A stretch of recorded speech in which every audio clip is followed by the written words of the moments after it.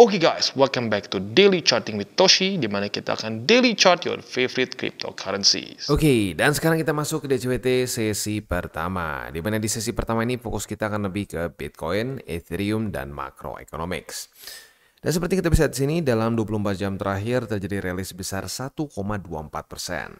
Dengan total market cap mencapai di 3,57 triliun US dollars. Untuk Bitcoin dominance pada hari ini terjadi koreksi yang lumayan signifikan sebesar 0,47%. Kalau nggak salah tadi subuh ya, gue sempat lihat tuh dia sedikit di bawah dari struktur support. Kita lihat apakah dia close di bawah atau enggak ya. Nah, tapi overall untuk Bitcoin walaupun ya kemarin reject oleh 106.000, good newsnya apa? Good newsnya dia berhasil reclaim 104.446. Nah, jadi untuk Bitcoin PR-nya sekarang adalah mempertahankan 104.446 sebagai support. Ya, kalau ini bisa dipertahankan sebagai support ya, jangan kayak gini nih. Kalau ini kan gagal nih. Nah, harapannya adalah kita di sini berhasil nahan. Ya, kalau ini berhasil nahan, possibility untuk higher high semakin besar secara technical analysis. Begitu ya. Jadi itu update PR untuk Bitcoin. Sebenarnya kalau lu sampai ini santai dulu di sini dijemput MA20 juga oke-oke aja sih. Karena kalau lu perhatiin di kemarin tanggal 27 dan 28 juga kebantu oleh MA20 untuk bisa rally begitu ya. Jadi itu kurang lebih PR untuk Bitcoin di daily ya.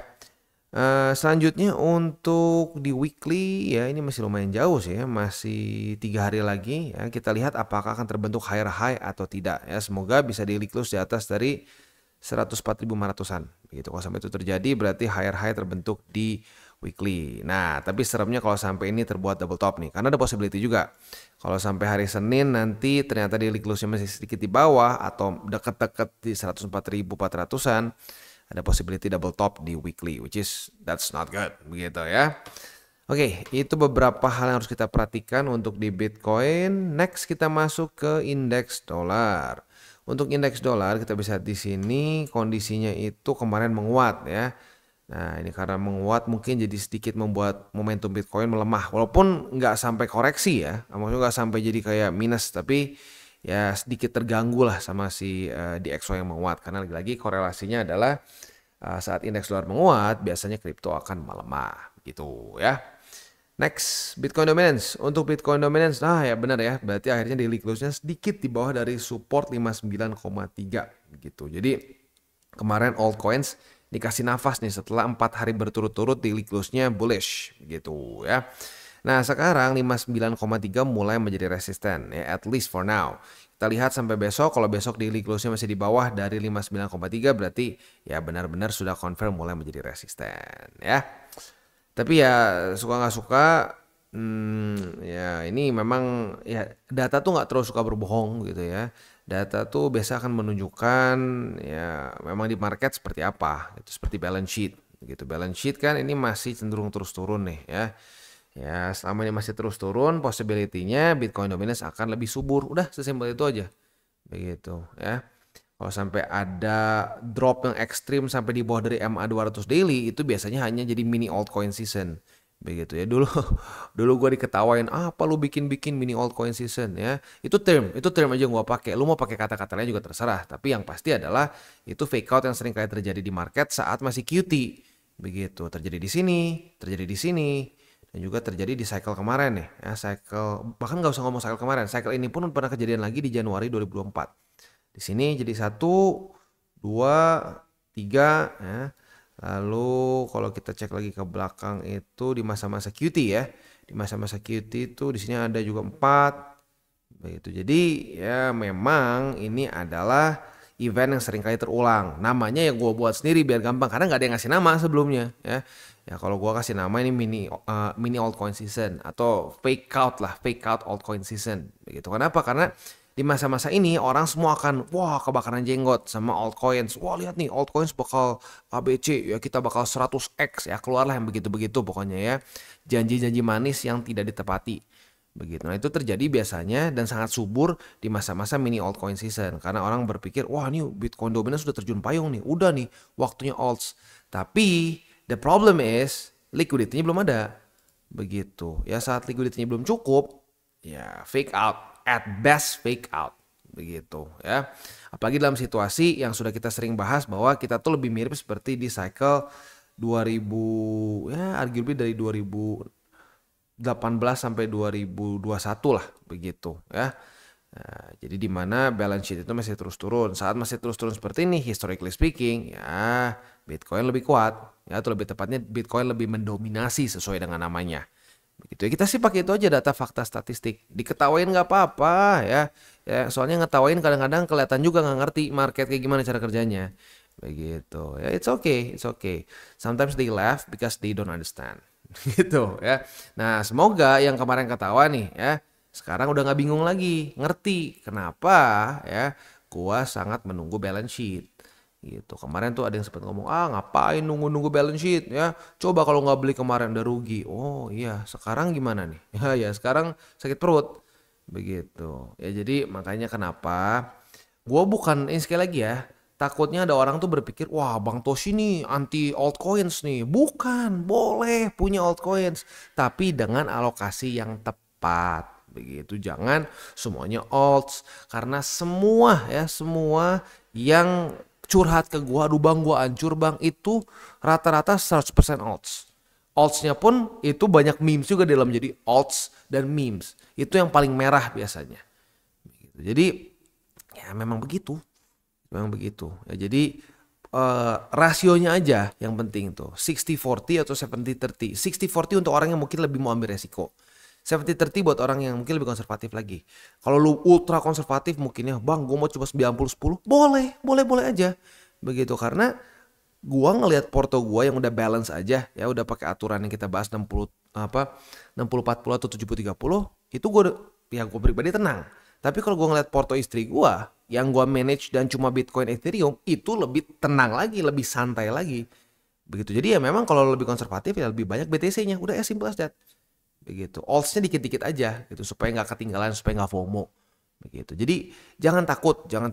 Bang cuma 30% gue mana bisa kaya? Bisa. Itu 30% dari porto bisa bengkaknya luar biasa.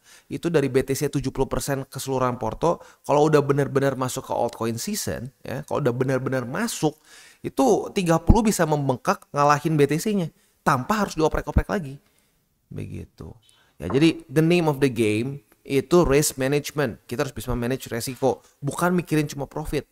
Karena ironisnya orang yang cuma mikirin profit, yang kemarin wah ya ngapain nungguin balance sheet, ngapain ya apa sih liquidity naik tuh, ya naik cuma berapa lama udahnya hancur lagi begitu ya. Jadi fake out seperti ini memang sering kayak terjadi. Dan ya kadang-kadang gue mikir memang market suka buang sampah itu, buang orang-orang yang nggak mengerti market dan nggak mau mencoba untuk mengerti gitu ya. Oke, next kita masuk dulu ke news. Nah ini news gue sedikit kelewat nih ya. Jadi ini news sebenarnya kemarin di mana The Fed menyatakan bahwa US Bank itu bisa serve crypto clients. Awalnya tuh ada desas-desus mau nggak boleh. Nah tetapi ternyata The Fed menyatakan bahwa bank masih boleh untuk memiliki klien yang pengen kripto lah gitu, kasarnya nge-serve crypto clients. Karena sebelumnya masih belum ada statement yang mungkin statement langsung dari The Fed boleh atau enggak begitu ya.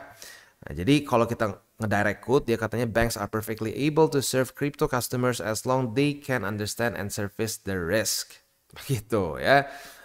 Ya jadi ini mungkin satu alasan kenapa kemarin Bitcoin tuh rally-nya lebih gede dibandingkan dengan kayak S&P gitu. Kita bandingin lah ya. Ini kayak kita cek S&P 500 gitu ya. Waktu kemarin, nah di sini nih ya. Di tanggal 29-nya kayak biasa aja gitu. Ini kan event terjadi di tanggal 29 ya. Ya, tanggal 29 ya. Ya subuh lah begitu ya, karena ini kan ada perbedaan jam sama kita ya. Nah, jadi yang nggak terlalu ekstrim ke S&P tapi ke Bitcoin lebih ekstra karena ternyata ini jawabannya ya, ada extra good news for crypto begitu ya. Tapi still kita secara TA masih not out of the woods ya, kita masih belum beres nih ya. Kita masih reject dengan sangat keras oleh 106.000, which is ini adalah struktur resisten yang sudah kita bahas sebelum-sebelumnya, yang kita yang sudah kita warning cukup kuat begitu karena sudah 6 kali nge-reject Bitcoin. 1, 2, 3, 4, 5, 6. Hari ini jadi yang ke-7 kali. Begitu ya. Nah, semoga Bitcoin bisa nahan dulu deh di sini ya, nahan di sini. Nggak usah mikir dulu reclaim deh, nahan dulu. Minta reinforcement dari EMA 20 ya. Minta roket dari EMA 20. Nah, coba kita lihat bisa nggak membuat higher lagi. Begitu ya. Dan ya kalau higher lagi ya ada potensi juga nih all time high sebenarnya ya. Ya jadi gitulah kurang lebih ya untuk Bitcoin, untuk makronya pada hari ini. Step by step aja, nggak usah dengerin orang yang bilang akan begini, bukan begitu. Tanggal segini nih, pasti ya kalau sampai nggak kejadian apalah ya. Ada yang ngomong macem-macem lah, ada yang bilang minum kencing lah, ada yang gila deh. Memang sosmed tuh ngakak kadang-kadang ya. Ada yang kalau di luar negeri tuh pengen suka lihat nih, kalau sampai tanggal sekian BTC nggak ke angka sini, gue tutup Twitter. Ujung-ujungnya nggak sampai, nggak tutup tuh Twitternya. Iya. Ya jadi itu cuma publicity stunt gitu. Nah, kalau lu pengen itu publicity stunt beres, hilang dari market ya jangan diwaro orang-orang seperti itu. Jangan dipedulikan, jangan digubris begitu karena ya orang-orang seperti itu butuh engagement gitu kasarnya ya. Nah, semakin lu kasih perhatian ya dia akan terus gitu ngedukun aja. Udah salah lu yang rugi, ya dia sih tinggal diem-diem aja gitu ya. Oke. Jadi itu kurang lebih gambarannya untuk economic calendar hari ini ya. Dari US kita harusnya ada sih. Soalnya Senin sampai Jumat seingat gue ada semua ya. Untuk hari Jumat hari ini dari US akan keluar core PCE. Ya ini juga penting ya karena ngomongin soal inflasi. Belakangan The Fed mulai ngomongin lagi inflasi nih. Kenapa? Karena inflasi mulai naik ya. PCE nggak tahu nih. PCE kemarin naik gak sih belakangan ya? Coba kita cek. PCE belakangan ya ada peningkatan sih ya. Yang kemarin ada serem tuh CPI ya. Udah berapa kali keluar data mulai meningkat terus. Nah, jadi intinya ya kita lihat nanti jam 8:30 malam. Buat lu yang punya posisi futures terutama ya, pertimbangkan untuk tutup posisi kalau sudah dekat 8:30 dan belum kena target TP ya. Nah, udah gitu jangan lupa nanti ada serangan terakhirnya di jam 9:45 begitu ya. Oke, itu kurang lebih gambaran untuk makro kita pada hari ini. Overall, ya. Not the best, but ya. Tinggal step by step aja. Selama supportnya, selama PR-nya dilakukan oleh BTC, pelan-pelan diberesin oleh BTC, ya cenderung lebih bullish. Tapi kalau PR-nya gagal, males dikerjain, ya ada possibility bisa drop. Gitu ya. Oke. Itu kurang lebih gambarannya. Kita selanjutnya masuk ke buy limit. Tetapi sebelum kita masuk ke buy limit, seperti biasa gue akan disclaimer dulu bahwa semua konten dari TCI bukan financial advice. Ini semua bentuknya adalah edukasi. Lalu bagaimana cara untuk mendukung TCI? Ada banyak caranya. Lu bisa like our video, bisa share our video, atau juga bisa menggunakan link referral kita di bawah.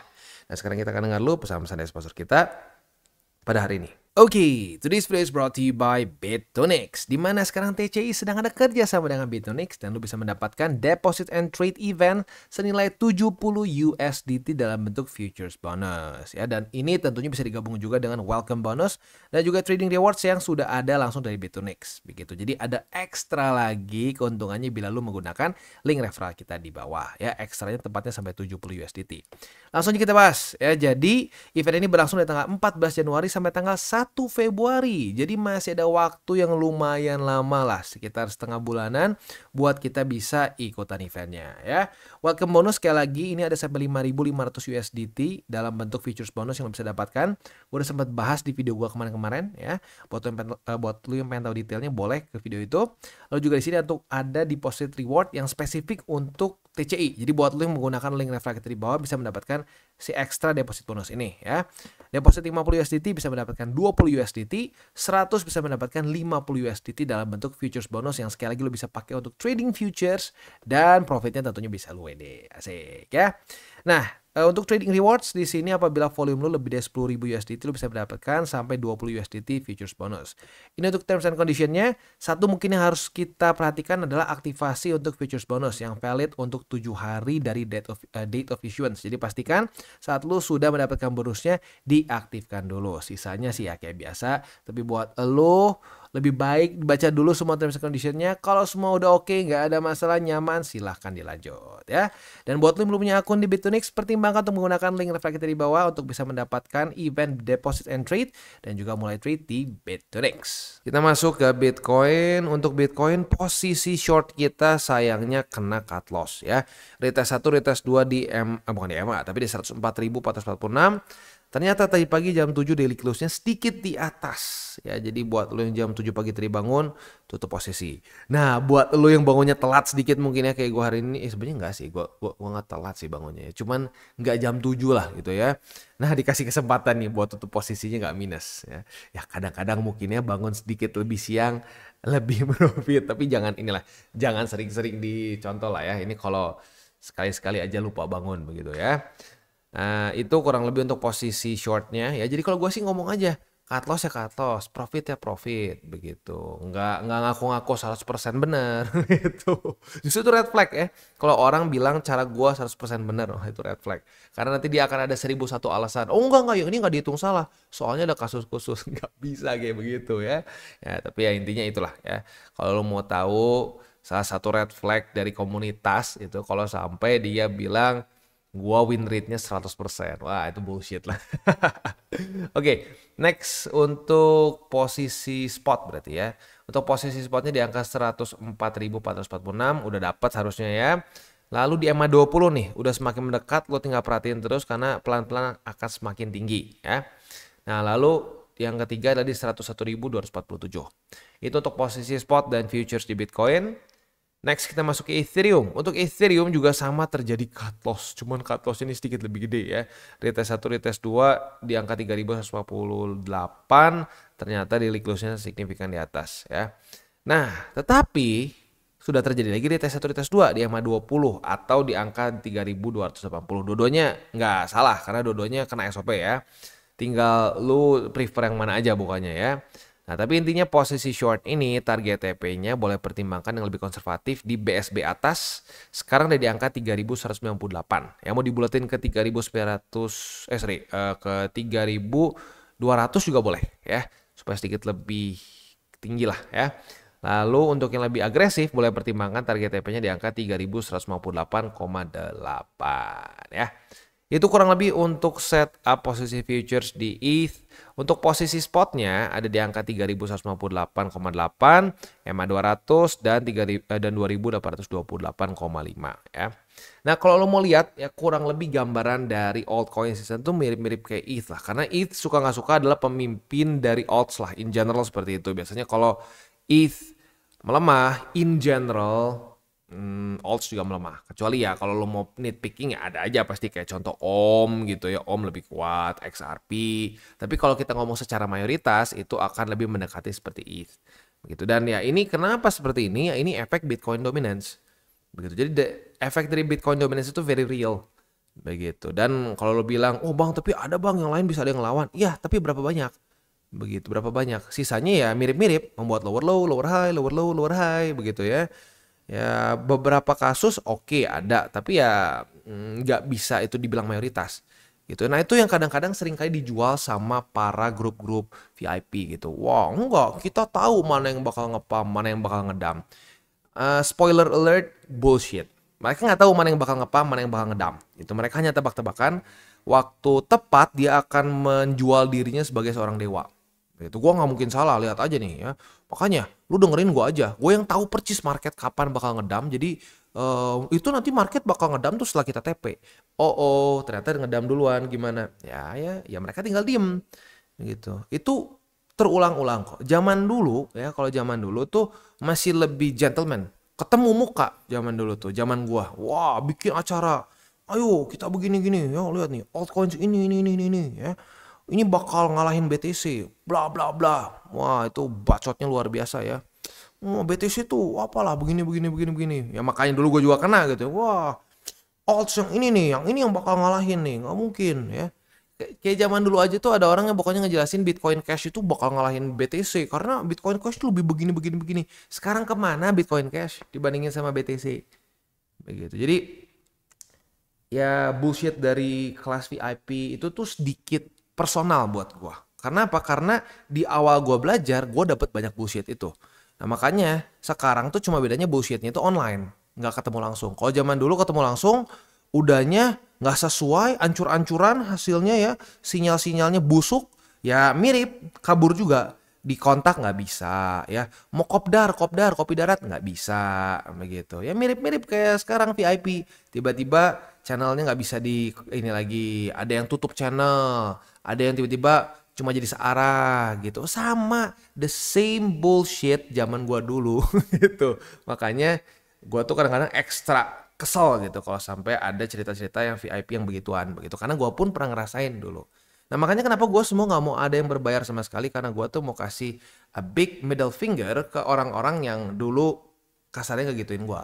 Nah gue harap lu dikasih gratis nih semua ya, lu bisa profit tanpa harus dengan embel-embel bayar begini bayar begitu ya, nyari suhu, nyari sensei, bullshit lah menurut gue, nggak ada yang kayak begitu. Dan bahkan gue pribadi pun nggak mau tuh jadi guru lu sensei, enggak, gue cuma sharing, it's all for free. Begitu, all for free, dan gue berbagi pengalaman bagaimana gue bisa actually profitable di market, nggak pakai cara ngedukun, akumulasi aja begitu, dan melihat data fakta statistik begitu, as simple as that ya. Jadi kalau mau dibilang wah oh gila nih Toshi nih, nah ini dukun baru, enggak, enak aja lu jangan bilang gue dukun ya, gue paling nggak suka dibilang dukun ya, karena kalau dukun itu lu cuma ngambil pakai bunga 7 rupa dilempar-lempar, lu dimuncratin air gitu ya, disembur air gitu langsung sehat gitu kasarnya. Nggak bisa, ada proses yang menyakitkan yang lama yang harus lu sabar di market, dan itu gue jelasin semua di sini gitu. Jangan cuma lu ngelihat 1-2 video, wah gila nih bener kata si Toshi, udah nih ini sekarang dukun gue. Nggak ya. Yang bikin kita bisa tepat tuh justru karena bukan kita ngedukun, karena kita ngelihat data fakta statistik, kita lihat dari cycle sebelumnya begitu ya. Bukan orang cuma ngomong data tapi dia cuma ngasih screenshot dia gitu, atau cuma ngasih pendapat dia gitu. Kalau pendapat sih itu aduh ya, siapa yang peduli pendapat gitu, orang tuh harusnya peduli sama data gitu ya. Oke, kita tutup dengan 3 golden rules. Jangan pakai uang panas, jangan over leverage, berpikirlah jangka panjang. Dan yang terakhir apa? Ini salam tabur tuai. Apa yang lo tabur akan lo tuai, jadi taburlah sebanyak mungkin hal baik. Oke guys, jadi itu adalah akhir dari segmen DCWT kita pada hari ini. Dan jangan lupa bagi kalian yang merasakan manfaat dari segmen ini, jangan lupa untuk share ke teman-teman kalian. Dan apabila lu pengen mensupport channel kita, ya TCI, jangan lupa untuk menggunakan link referral kita di bawah. Nggak wajib ya, tetapi apabila lu menggunakan link referral kita di bawah, ada macam-macam ya, dari Bybit, Huobi, Maxi, toko kripto, dan banyak lagi ya. Ya, walaupun nggak wajib, tapi kalau menggunakan link referral kita, lu secara langsung membantu perkembangan dari TCI. Dan satu lagi, jangan lupa juga untuk join Telegram group kita, di mana kita bisa ngobrol-ngobrol santai mengenai dunia cryptocurrency secara 2 arah. So, jangan lupa untuk like, subscribe, click the bell icon, and see you on the next video.